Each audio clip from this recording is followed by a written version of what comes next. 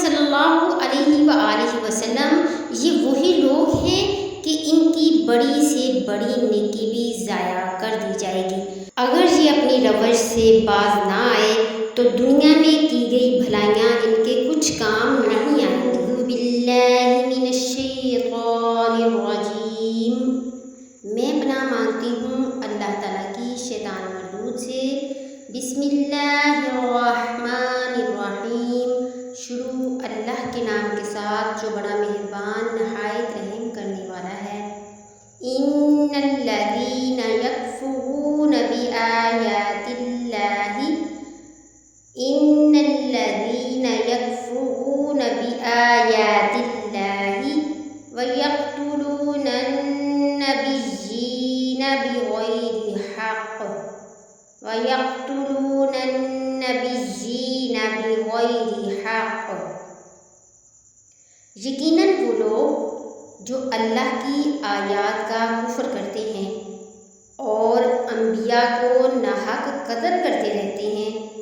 وَيَقْتُلُونَ الَّذِينَ يَأْمُرُونَ بِالْقِسْطِ مِنَ النَّاسِ، وَيَقْتُلُونَ، یہاں لام کے آگے واو جو ہے یہ واو مدہ ہے۔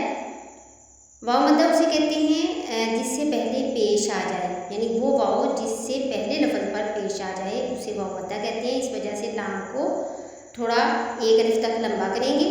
وَيَقْتُلُونَ الَّذِينَ يَأْمُرُونَ بِالْقِسْطِ مِنَ النَّاسِ، وَيَقْتُلُونَ، اور وہ قتل کرتے ہیں، الَّذِينَ، ان لوگوں کو، یأمرون بالقسط من الناس، جو حکم کرتے ہیں لوگوں کو انصاف، اور ان لوگوں کو قتل کرتے رہتے ہیں یا قتل کرتے ہیں جو انسانوں میں سے عدل و انصاف کا حکم دیتے ہیں، اس لیے کہ انصاف کی بات تو بالعموم کسی کو پسند نہیں ہوتی۔ الحق مر، حق بات کڑوی ہوتی ہے۔ بہت سے مواقع پر کسی حق گو انسان کو حق گوئی کی پاداش میں اپنی جان سے بھی ہاتھ دھونے پڑتے ہیں، یہاں پھر عدل و انصاف کا معاملہ آیا ہے۔ اللہ خود قائم بالقسط ہے اور اللہ کے محبوب بندے وہی ہیں جو عدل کا حکم دیتے ہیں۔ تو اللہ تعالیٰ فرما رہے ہیں کہ جو ایسے لوگوں کو قتل کرے فَبَشِّرْهُم بِعَذَابٍ عَلِيمٍ، تو اے نبی صلی اللہ علیہ وآلہ وسلم انہیں بشارت سنا دیجئے دردناک عذاب کی۔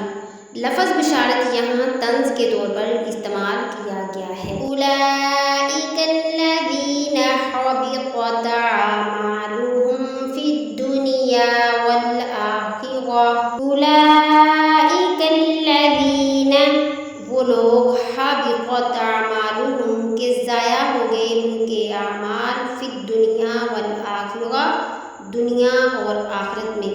یہ وہ لوگ ہیں جن کے تمام اعمال دنیا اور آخرت میں ضائع کر دیے گئے۔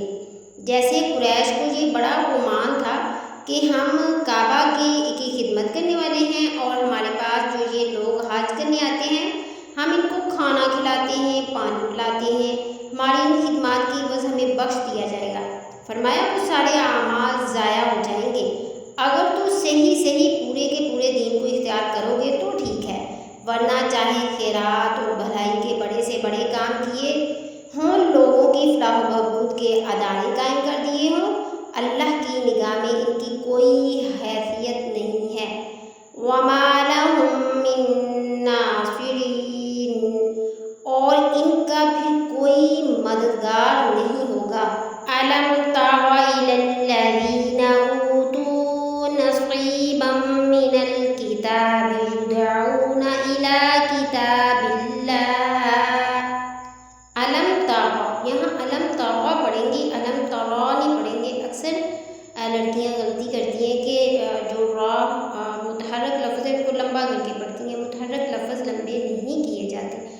أَلَمْ تَرَ إِلَى الَّذِينَ أُوتُوا نَصِيبًا مِّنَ الْكِتَابِ يُدْعَوْنَ إِلَى كِتَابِ اللَّهِ، کیا تم نے غور نہیں کیا ان لوگوں کی حالت پر جنہیں کتاب کا ایک حصہ دیا گیا تھا؟ يُدْعَوْنَ إِلَى كِتَابِ اللَّهِ لِيَحْكُمَ بَيْنَهُمْ، اب انہیں بلایا جاتا ہے اللہ کتاب کی طرف کہ وہ ان کے مابین فیصلہ کرے۔